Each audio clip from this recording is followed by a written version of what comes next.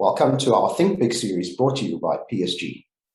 My name is Nirdev Desai and I'm the head of sales at PSG Wealth. PSG is a leading financial services group with an extensive national footprint in South Africa and a presence in Namibia. We've been in operation since 1998 and pride ourselves on providing a bigger picture approach to our clients' financial needs, from asset and wealth management to short-term insurance.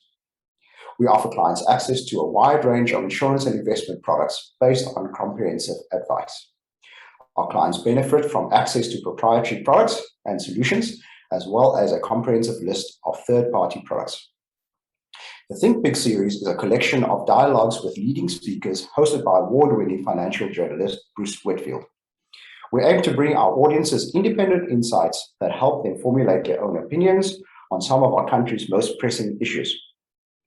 Uncertainty and challenges continue to abound, but armed with knowledge, we are better equipped to chart the way forward. In today's session, Bruce talks to Mike Stopforth. He's the founder and director of transformation specialist Beyond Binary, and he's a successful digital pioneer, author, entrepreneur, and global speaker. For years, various initiatives from both the government and private sectors aim to solve for South Africa's stubborn unemployment levels by driving entrepreneurship and encouraging SME development. However, not only has unemployment increased, not much helped by the economic ravages of the COVID pandemic, but if anything, the relative number of jobs have increased in the public sector at the expense of those in the private sector, particularly SMEs. Mike is here to help us make sense of the future of SMEs. He's recognized for his provoking insights into disruption-driven change, leadership, and culture in the digital age, and notably building the new leadership skills and strategies needed to drive transformation and successfully navigate uncharted territory. So I have no doubt that this will be a great webinar. Over to you, Mike and Bruce. Dave, thank you very much indeed. Mike Stopforth, good to see you. Give me a perspective, if you would. And I want to start off with a quote that I've used extensively from a young economist I know called Antti Pai, who, when we were talking about small business once, he said, telling young people in South Africa to start a small business is the cruelest hoax, quote, unquote, because it's so flippin' hard. Why is it so hard? Yeah, way to set me up, my friend. Good to see you, Bruce. So it is hard. And under the best of circumstances, right, running a small business is tough. It's a slog, it's a schlep, it's complicated.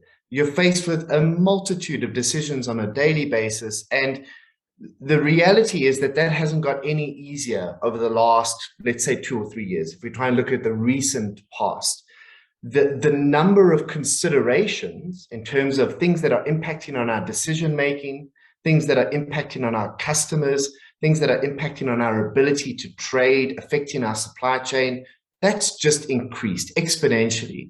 And similarly, the rate of that change seems to, I mean, if we took a longer view on the number of things that we've had to think about as leaders over the last couple of years, it feels like those variables have increased both in rate and in complexity over the last while. That's been the unique challenge, I think, Bruce, over the last 2 years. And tragically, it's meant that many businesses haven't been able to find their way through that, and that's really of no fault of their own.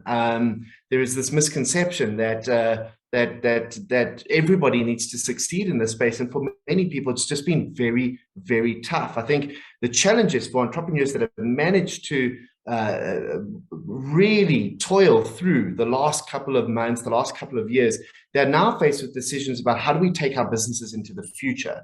Hopefully, as things start to open up, as the pressure starts to release just a little bit, how do we think about building value in the years to come?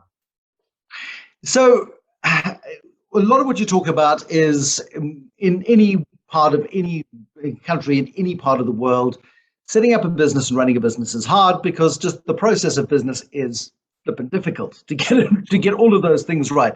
In South Africa, though, you've got to jump through an extraordinary number of hoops and go through a huge bureaucratic process and a regulatory process and a governance process in terms of government regulation. just to get out of the starting blocks. And so many people don't even bother registering businesses. They operate in sort of the equivalent of a dark kitchen, if you like, simply because the process of setting up the VAT requirements and the BE certificates and everything else that goes with it is just so onerous and so difficult for a startup that they just hope that they never get caught, or they operate on, on hope and a prayer. Yeah, there's a sense of tragedy in that as well, Bruce. We know that small businesses account for approximately, or just over 30% of South Africa's GDP, but 50 to 60% of job creation. So there's this massive disproportionate dependency on small business owners, entrepreneurs, and startups to create the jobs that we need to fuel economic growth. Now, as you say, a lot of that is going to happen in an informal capacity, either by virtue of kind of where the opportunity is, or because there is a degree of bureaucracy that we need to get through. But either way, even if you've gotten through that, even if you have a business that is established and running, we've been faced with a set of decisions that we might not have anticipated, or I think very few people could have possibly anticipated before. Now, we know that, this is the thing, change is not a new idea. Show me a business person who's never been challenged by change, and I'll show you a liar, right? So that's not a new idea. I think it's just the unique rate and complexity of change over the last while. And what we've noticed is that while there are some businesses that would have just never been able to navigate the change of the last couple of years purely by virtue of the sector that they operate in, there have been some businesses that have done some really interesting things, really smart things, to advance their opportunity, to advance their ability to compete, to stay relevant, and really to maintain the relationship that they have with their existing customers. I know a baker by the name of Simon Mantell, and Simon once said to me, absolute rage about how hard it was and how difficult it is to start a business and to go through the bureaucratic hurdles and the employment requirements, and finding good people to work for you is tough as well, and all of these various challenges. And then he said, but it's great because it keeps competition out as well. And that was the biggest indictment of the structure of South Africa's small business environment I think I've ever heard. It's great if you're in, because there's almost a natural moat around you. There's a protection around you for people who couldn't be bothered to come and compete with you because it's so hard to do. And I've been so fortunate, Bruce, to speak to a number of entrepreneurs over the last couple of weeks as part of a series of conversations that I've been running, where I've just been gobsmacked at how often attitude forms part of our ability to see those opportunities that you're talking to. Yes, there's a degree of chaos. Yes, there is unpredictability. I don't want to in any way, shape, or form diminish the reality that challenges a lot of business owners today. But within that same chaos, within that same unpredictability is often a lot of opportunity. And I think for a lot of business owners, we've reached I know I have reached an inflection point where I have to think quite critically about the business that I have, and whether that is going to be the business that is going to carry me forward, carry my ability to create value forward into, say, the next 3 to 5 years. And I think the decision for me really comes down to one of two things. I either have to, based on the idea that I have, the thing that I have, the assets that I have, the resources that I have at my disposal, choose to double down and do what I do a lot better, do the basics a lot better, cut the fluff, to separate the wheat from the chaff, and really double down on the things that I do well, which often involves the quite painful process of deliberately killing your own legacy thinking, the assumptions you as an entrepreneur, as a business owner, make about what works in your industry, or what your customer wants, or the way that we do business, or the way things are sometimes. Just South Africa is like this. Sometimes we have to kill the ideas that we have about the status quo in order to create the thing that will survive into the future. I mean, that sort of idea comes from, you'll know Rich Mulholland, and he wrote a book called Legicide, and that is, you have to be disrupting yourself and challenging yourself and being better at what you do. And if it doesn't work anymore, kill it and move on. So many people get so wedded to, well, I created a business plan 15 years ago, and it said that our fax machines must always be well oiled and serviced, and they've just not rethought the way in which they need to be running their businesses. And I mean, if you've survived this far into COVID, you've done blooming well, which suggests Mhm. that you have a level of adaptability and a level of resilience that perhaps the vast majority of businesses that haven't made it didn't have in the beginning. So that sense of adaptability and change, and you've used the word change, I think 17 times if I've counted There'll be a few accurately. more, don't worry. But it is all about change because nothing is ever consistent. It wasn't consistent 100 years ago. It wasn't consistent 50 years ago. And why we expect it to be consistent now is beyond me.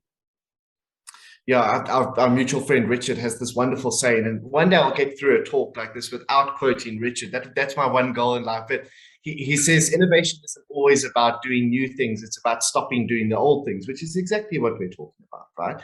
But what if the thing that you do, the business that you offer, the value proposition that you've brought to market forever has been disrupted to a degree that it's no longer valuable to anyone? Well, then you have to do something different. And I love the story of my friends at Net Florist, a business that I love and admire and have seen grow over the years and have had the privilege of working with in various capacities. And going into a hard lockdown from normal business for all intents and purposes into a level 5 hard lockdown. Let's just say that branded gowns and tulips were not people's major priority at that point in time. They suddenly realized that they had this incredible business that really nobody needed right at that moment, right? So what do you do? What do you do when your core value proposition is rendered unwanted? You pivot. I mean, that's what they call it in Harvard Business Review. But you change direction, right? And the way you change direction is to ascertain what value you have in your existing assets and maybe find ways to combine them using different thinking or creative application to serve a customer need that you maybe didn't serve before or didn't even anticipate needing to serve. So what did Net Florist do within 48 hours? And Bruce, if you consider the logistics involved in doing this, within 48 hours, they'd figured out how to deliver fresh fruit and vegetables using the same cold chain that they use to keep flowers and gifts and so on and so forth, fresh when they arrive at your door, which I think is just a remarkable testament to the kind of leadership that is needed when we are suddenly faced with, kind of completely disruptive conditions. With the right attitude, one can achieve pretty much anything.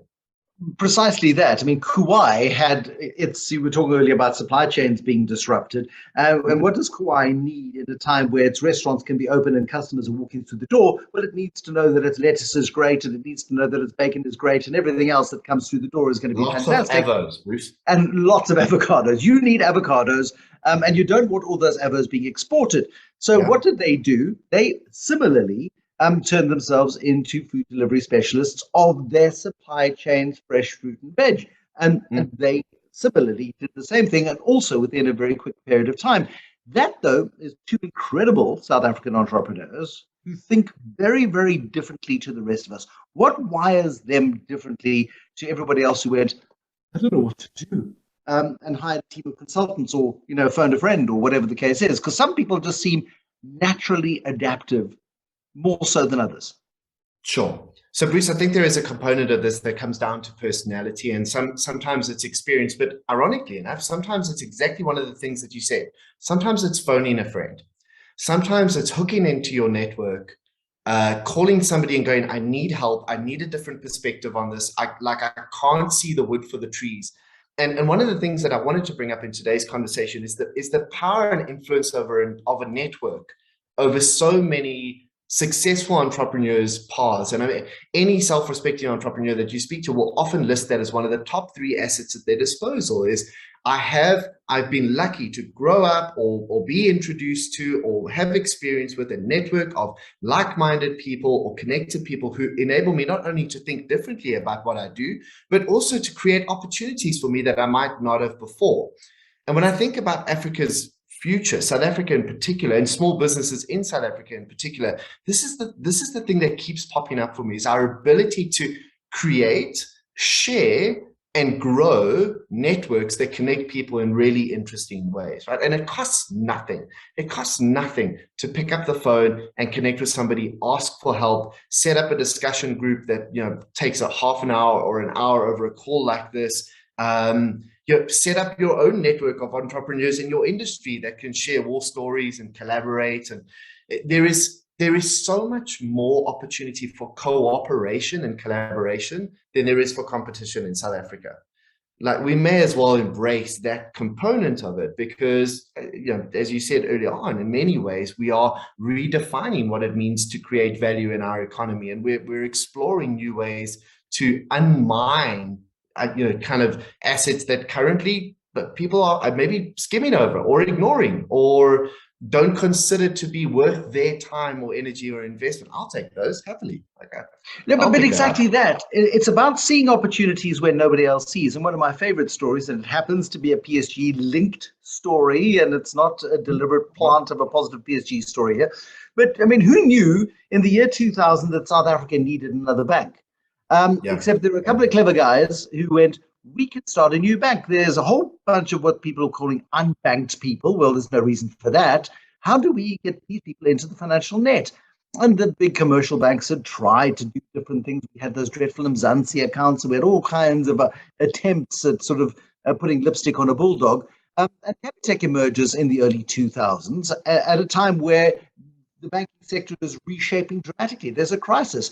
About 20 small banks disappear, but Capitec survives. And it comes through in an environment where nobody sees the need for another bank, except people find opportunity and gaps. And you talk about networks and having people around you, similarly minded individuals. When Gidon Novak launched Lyft, which is the tiny little airline in the low-cost space, I said to him on the day that he launched it, I said to him, you do know that there's a lockdown. You do know that there are two airlines, British Airways or Comair at the time and SAA, that are in business rescue.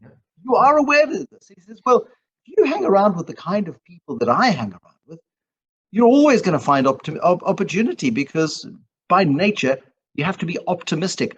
Optimism, to my mind, is the scarcest and most valuable commodity at any level of business, but particularly in a small business.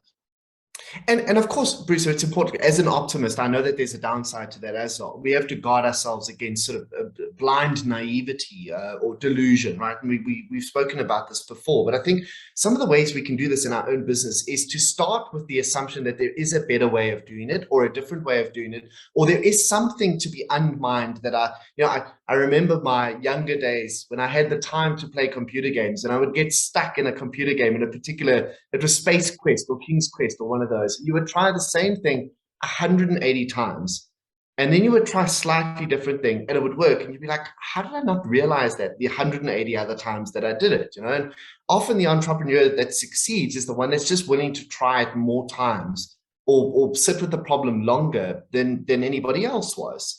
Or somebody who just tries new things quicker. Possibly. maybe that could be it. And I mean, we have to acknowledge that some people have the luxury of the resources to try, and that's great. But I think it's worth, there's two sort of thought experiments we can apply as business owners. The one is the classic Tom Goodwin line. He wrote a wonderful book called Digital Darwinism that I really respect in terms of its views on the digital transformation and digital innovation space.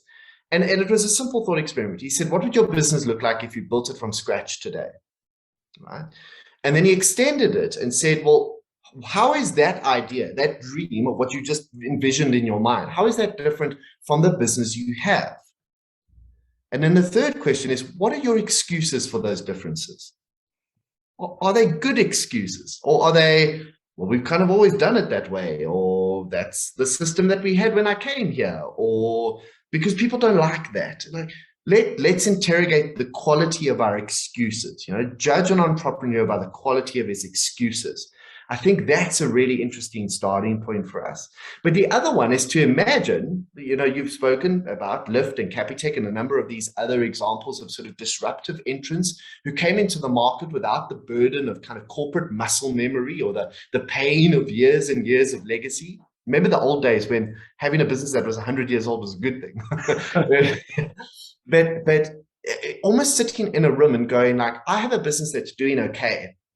I've got to imagine that there is a group of people somewhere that is very well funded, very highly motivated, and very talented, that is coming up with the idea that will ultimately put me out of business. How do I make sure I'm that room of people and not this room of people? How do I make sure that I'm disrupting myself rather than being disrupted. That's such a tough thing to do when you're stuck in the quagmire of running your business on a daily basis, but well worth the exercise.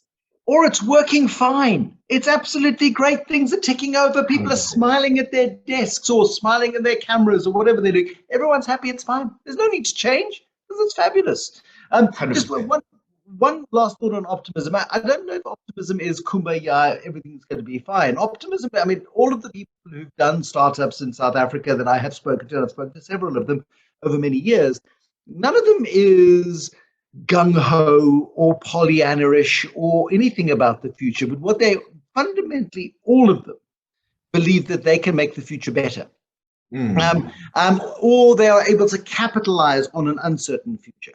And it's just this remarkable ability to say, there is the problem, I have a solution for the problem, and I can deliver it like this to these people.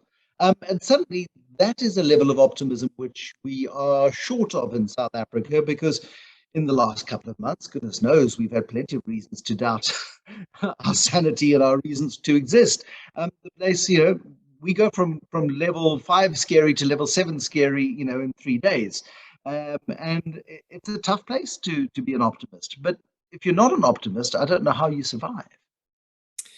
It is. But I think where I've arrived at in my cynical old age, my friend, is that there's a sense that South Africa and what we hope for it in terms of kind of economic prosperity or opportunity, it will almost never be what it could be or what we hope it could be. But it's also never as bad as we think it is. It's somewhere in the middle. And it hovers there, and it does go up and down, obviously. And again, I don't want to diminish in any way, shape, or form the people that have been impacted deeply by COVID or unrest or any of the other factors that we have to consider when we talk about this. But by and large, there are almost 60 million of us here. And for most of us, it's somewhere in the middle. For most of us, we're just trying to make sense of the middle, right? And like you said, some businesses are doing great, or not doing great, doing well, plodding along, have been doing so for the last couple. Some businesses are shooting the lights up, but I mean, those are the anomalies. But for the guys that are plodding along, I still think there is work that we can do. There's practical stuff that we can do. I mean, one of the things that I love to do, Bruce, and this is a thought experiment that I'll go through with all entrepreneurs that I work with, is to say, pretend that legislation has changed and that you're only allowed to work for 2 hours a day. All right? Would be amazing. Just thinking exactly that, yes. But how would you spend those 2 hours? How would you make sure that focused energy and time, that application, is as useful, as valuable, as productive, as humanly possible, as constructive as possible? And maybe you would spend a half an hour making new client calls. Maybe you'd spend 15 minutes mentoring somebody. But there's a lot of things you wouldn't put in that 2 hour time frame, right? A lot of things you would find ways to exclude. And then my next sort of question to them is, now take and literally write it down, plan out your 2 hours in intricate detail.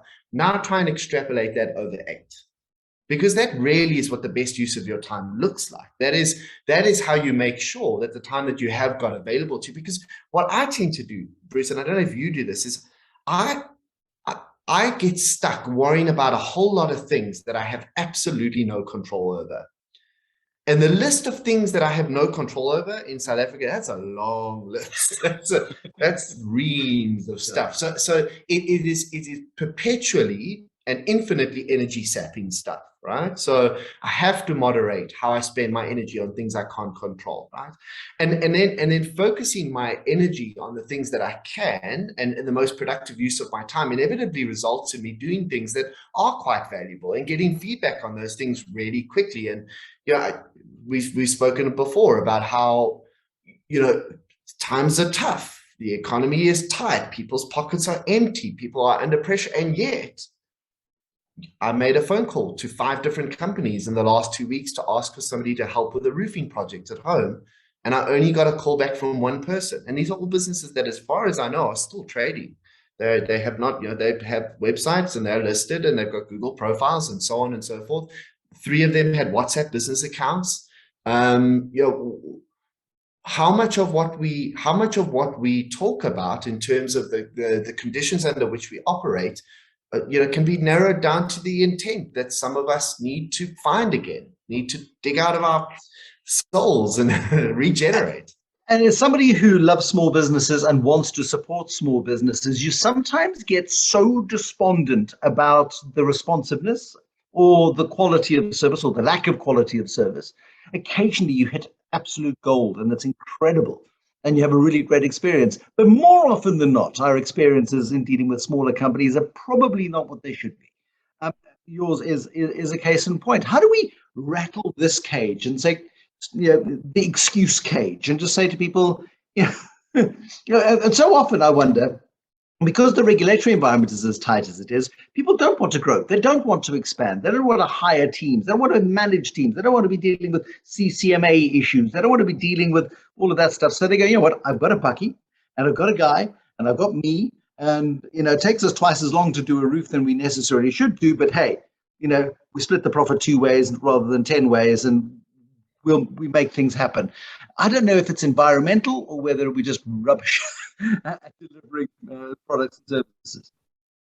Well, now that we're talking about it, if you think about the fact that we're constantly talking about the complexity and the difficulty of the situation that also offers us a whole shelf full of excuses when things don't go right. Instead of going, well, maybe I didn't do something right. Maybe I didn't offer the best customer service that I could have. Maybe I didn't ask the questions up front that I should have when I planned this. Maybe I should have structured this part of my business a little bit better. So there's two things. It's a double-edged sword, right? So there's all these conditions that could impact on our ability to succeed, but often it's worth turning the kind of focus inwards and making sure that we've checked all the boxes from our side. The second thing is that if there's a whole bunch of mediocre roof builders or mediocre plumbers or mediocre agencies or mediocre consultants or whatever, then be the good one. Be the one that shoots the lights out, right? And rather be turning down opportunities to do business. And that's fine, or putting your prices up and charging a premium. But both of those things are possible out of the same set of conditions. No, exactly right. Exactly right. I mean, are you going to go for the electrician who, looks like they know what they're doing, but, the wheel sort of looks like it's about to fall off the back of the bucky, or you're going to go to the one that looks like they know what they're doing? Something like electricity, which we occasionally have in South Africa, you got to be careful. You talk about NetFlorist, and I talked about Kuwai a little bit, and that ability to digitize and to completely change your modus operandi in a crisis, and to do it within hours rather than days or weeks. And it's been extraordinary to me how many companies and people have done it. Even some large corporates have adapted really, really quickly. I was talking to Annette Ahern at PSG Asset Management, and when the lockdown was announced, she said people had to go and buy copies of Cosmo, I think it was, because they were giving away for a free reign SIM cards, and she knew they'd need SIM cards. Amazing. And we ran out of SIM cards because people were trying to do that. So, but Cosmo had them with every magazine, so they went and bought the Cosmos, and sales spiked. It was great. So people thought very differently, and I wonder whether we've cemented a change or whether we simply can't wait to go back to whatever it was we thought we had before. Do you think we cemented a change? I do think so, Bruce. I do think that we've been forced to think very differently about excess and about parts of our organizations that are maybe surplus to requirement, or needs that our customers have that we thought we couldn't fulfill, but have discovered through the appropriate and smart use of technology, we really can impact on quite a deep level. There was this great tweet that went around that became a meme that was, what really accelerated the adoption of digital transformation in your business? And it was CEO, CTO, and COVID. And it's circle the third one, right? Because there is nothing like necessity to force innovation. There's nothing like urgency to really get us to adopt the things that we've been pretending were important for a very long time, but maybe we were paying lip service to. One of the challenges, though, here, Bruce, and this is such an important one to land, especially for small business owners who are looking to invest in digital technologies that will hopefully improve either their employee experience or the service or the product that they deliver to their customers, or some sort of process in their business. Technology is never in and of itself a solution. It's an enabler. It's not a magic wand. It's not a panacea. So often I see small business owners turning to the reassurance that they've gotten from a technological consultant or a vendor, spending a lot of money on a piece of software and finding out that all that software has done is amplify the existing dysfunction that they were hoping the technology would fix. There are opportunities for us to scale beautifully and dramatically and quickly using beautiful technological tools, but it's never a magical solution. Just paying for AdWords is not immediately going to bring you customers. Just switching on WhatsApp for Business is not immediately going to improve your service. There are basics, underlying conditions, processes, and operations that we have to make sure are solid, foundational, before we add those really cool digital layers on top of it. But I've got a website and nobody phones. Why does nobody phone me? And this is something you hear so often. I was told to spend 25 grand on building a website, so I did. And then they said I must add, what's it called? The stuff that finds you on the internet, CEO. No, you know that stuff. SEO.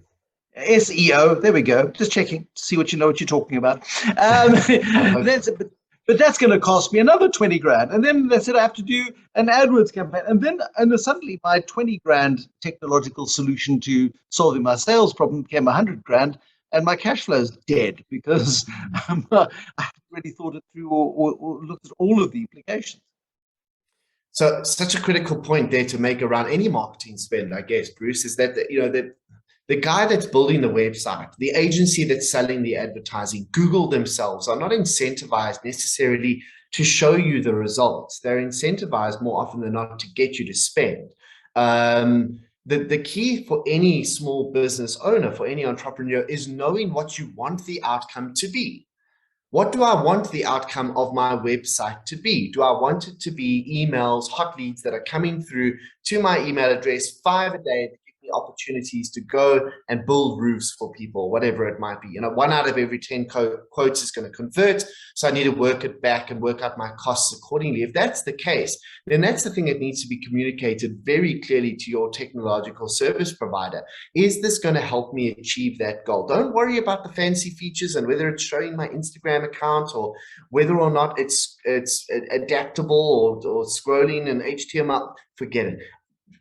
Will I get more email addresses from doing this than I will from, let's say, handing out flyers at my local street corner? Because that's actually what you have to benchmark it against, is all the other things you could potentially spend your marketing on. Sure, there's a component of marketing that is critical for legitimacy and brand building and making sure that when somebody looks for you, you are found, right? It's the same reason you clean the floor in your restaurant, other than obviously hygiene. You just want to make sure that it's the kind of place that people actually want to eat food. But ultimately, your ability to convert on that marketing channel is going to come down to how well you've communicated the importance of that conversion, the importance of that outcome to your technological service provider. And many are willing to kind of agree to doing those projects on risk and saying, okay, well, if I can guarantee that kind of outcome, will you pay me perpetually on those leads rather than on the upfront build or whatever it might be?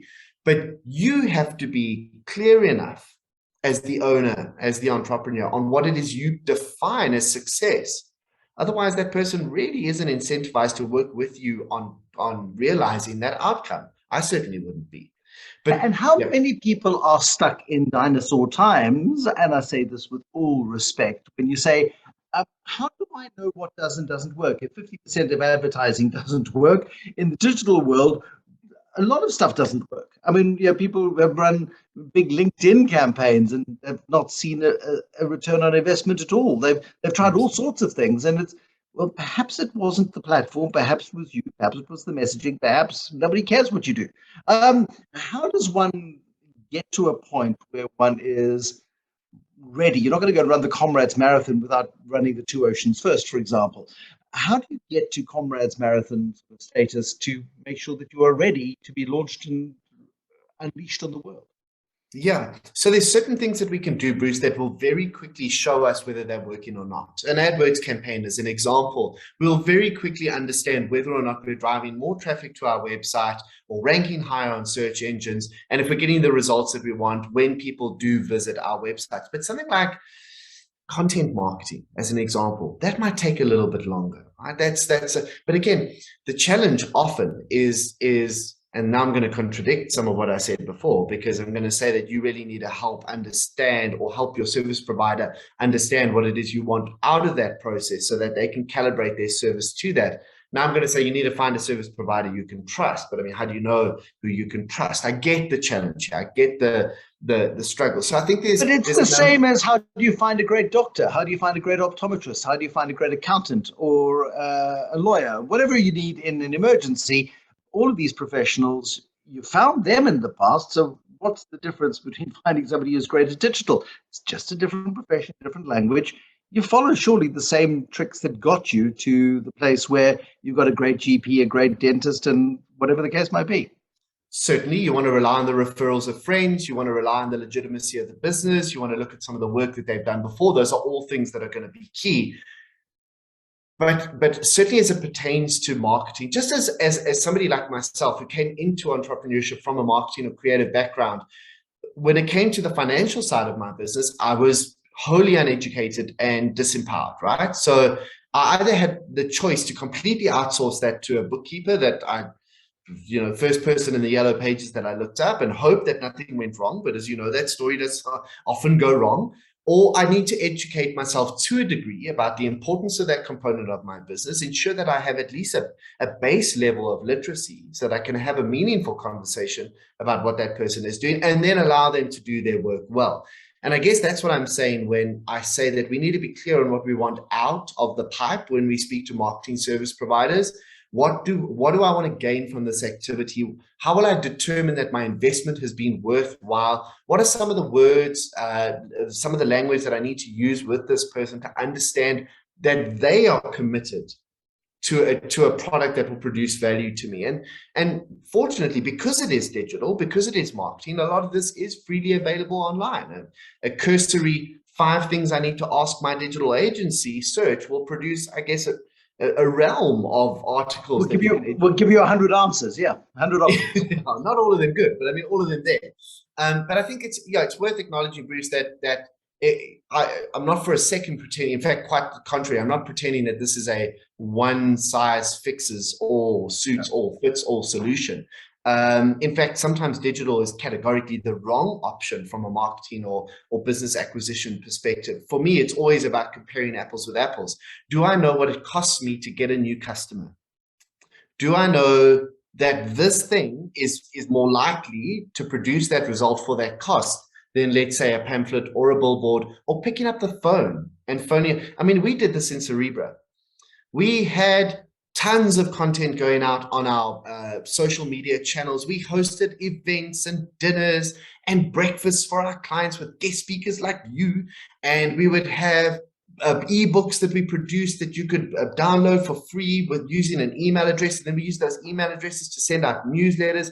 We were spending a lot of money on marketing at the end of the month. And a lot of it was not getting us in front of the right customers. And we realized, because of what we did and the clients that we did it for, there were maybe 150 people in the country that we could work with. So what's the best way to reach those people? It's picking up the phone and asking for a meeting with them. But because I didn't feel like doing that was something that I would ignore for as long as humanly possible. So we did well on brand building and acquiring talent, but ultimately you need the revenue to support that business. And the way to do that was to pick up the phone. It wasn't fancy messages that went out on Twitter 3 times a week. Yeah, but that's it. I mean, you've really got to know who your customer is, and you've got to target that customer in a way that works for that customer, not what works for you, not what's convenient or comfortable or affordable. I mean, it really is, how does this relationship work, and how best do I reach that individual? How well do I understand them, for goodness sake? I mean, I think what you're telling me about this world of digital is we don't have a digital problem, we have a human problem. I think more often than not, we don't know what makes us money problem. I'm not 100% clear on who I'm trying to sell to, when and why they spend, and what stops them from doing so, and how I can make them more likely to make the decision to buy when they want to buy, right? Those are some of the things we need to know. And then digital falls underneath or on top of or around those insights, but digital is not the insight. The insight is not, you need a TikTok account. you probably don't need a TikTok account. Thank you. I was just about to write down TikTok account, but I won't waste my time. Thank you. We all thank you for that, Bruce. So, so I think it's, and these are the oldest questions in business. These are not new questions, but these are not. This is the danger of the space that we operate in from a digital perspective, is that we think we're making new rules. We're not. We are amplifying the oldest principles in business. And really, that's the question I should be asking myself: is what is the problem I'm solving for my client, or my customer, or the person that walks into my store? What is the most interesting way to solve that problem? Might not be the way I'm doing it right now. What is the most interesting way to solve that problem?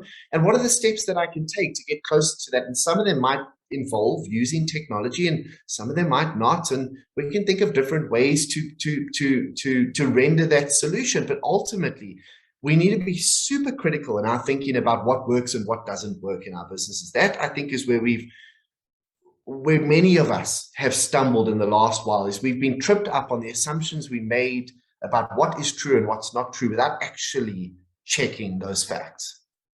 How do we then, as we wrap up, rethink the future of growing our small and medium enterprises in South Africa in a way that brings more business? And, ultimately in this ideal virtuous circle, it brings more business. We grow, we hire more people, they pay some taxes, we make bigger profits, we pay more taxes.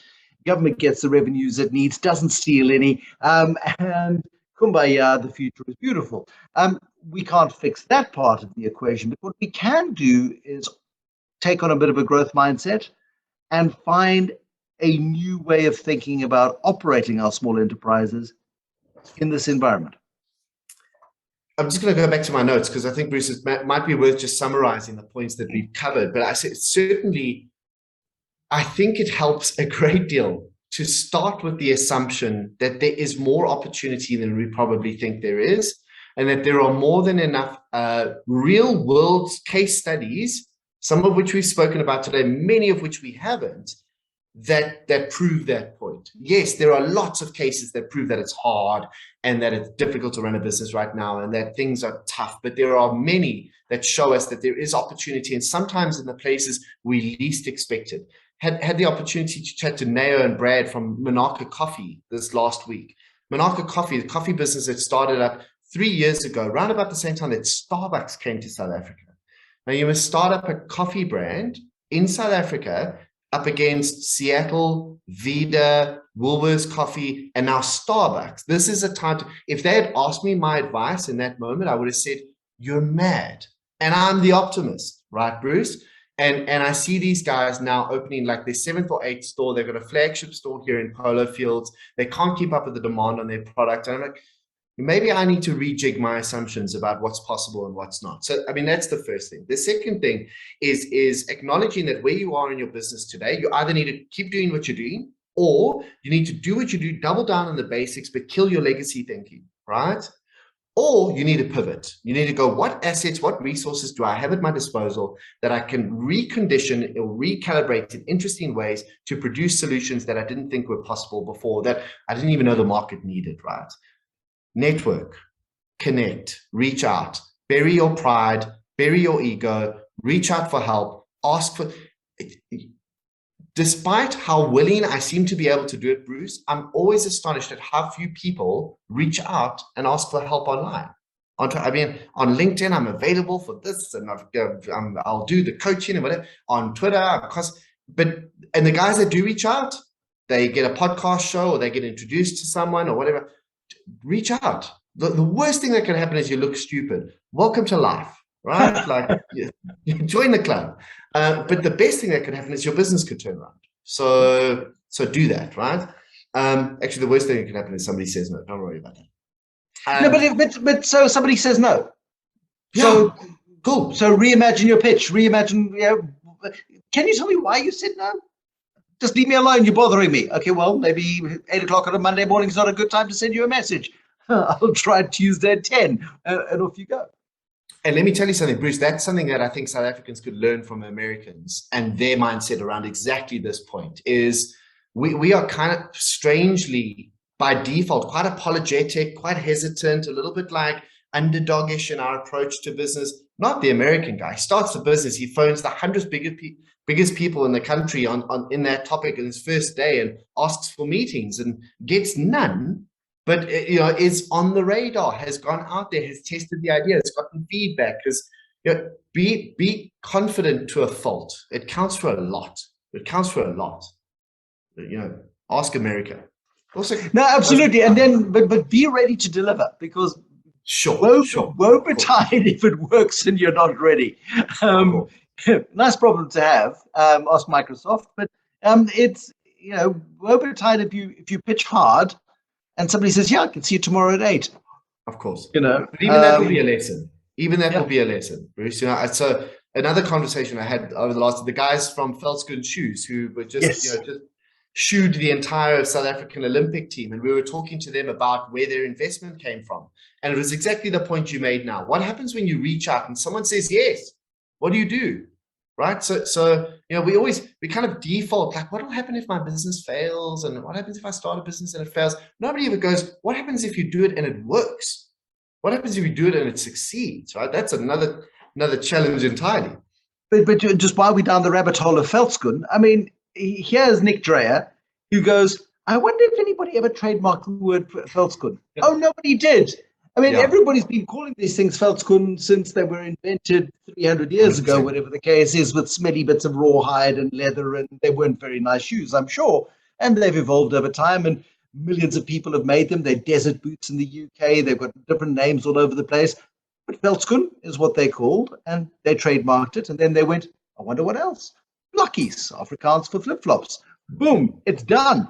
And suddenly you have a line of Haviana competitors, local Haviana competitors that end up on Olympic feet. It's brilliant.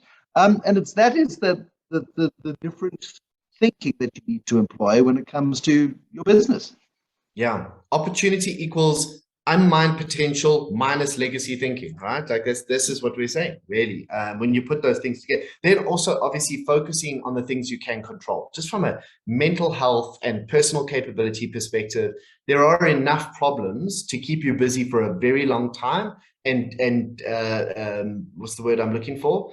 Distracted from the things that are most important and are going to produce. That's quite funny. Produce the most value right now. So let's focus on the things we can control. Think about what you do if you only had 2 hours in a day, and then extrapolate that. And then really just getting back to the basics of great customer experience and great customer service. So many opportunities that we have to look after the customers that are already doing work with us. When we're obsessed with acquiring the new one or doing the new thing or starting the new business, let's focus on the customer we have and do a lot better with that person. Mike Stopforth, we shall leave it there. Thank you very, very much. Wonderful insights this afternoon. Nadav? Thank you, Mike and Bruce. Wow, that was very enlightening, sometimes hard-hitting, but very practical discussion that we just had this morning. South Africa and its people are blessed with opportunity and innovation, with many examples that they've showcased that we can compete with the best in the world. They haven't even mentioned medical advances like CT scans. And one that they did mention, South Africa has several times been rated as having the best banking environment in the world. It is no surprise then, for example, that over meaningful periods, investors in South Africa's stock market have done better than just about any other, giving testimony to the fact that these opportunities have and continue to reap great rewards for investors. A skilled and trusted financial advisor can be invaluable during these uncertain times. They can provide objective insights and help you consider alternative scenarios so you can make considered, rational decisions on your wealth and investment portfolios. If you have an advisor, I encourage you to engage with them. And if you don't, then please get in touch with us digitally, telephonically, and or face-to-face. We welcome your feedback, so please communicate with us. And be sure to register for our next exciting speaker in the Think Big series. Thank you for joining us this morning. Have a wonderful day further.